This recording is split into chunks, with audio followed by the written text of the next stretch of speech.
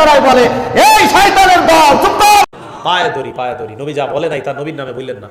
মসজিদে যখন গল্প হয়, হাদিস বলতেছি, হাদিস বলে মসজিদে যখন দুনিয়ার গল্প হয়, আল্লাহর ফেরেশতারা অপ্রাসঙ্গিক অপ্রয়োজনীয় কথাবার্তা যখন মসজিদে হয়, আল্লাহর ফেরেশতা আপনাদেরকে ডেকে বলে এই আল্লাহর বান্দা তোমরা চুপ করো। ভালো কথা না খারাপ কথা? ভালো কথা না?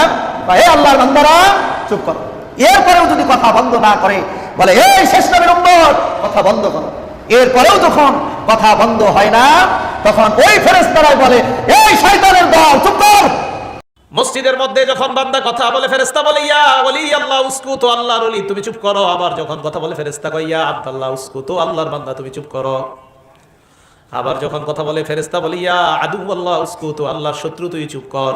শুনতে কত চটকদার, কত সুন্দর লাগে। আর বলা হয় নবী নাকি এটা বলছে, কোন জায়গায় গেছে না? কোন জায়গায় বলছে না? তাহলে এই কথাটিও সঠিক নয়।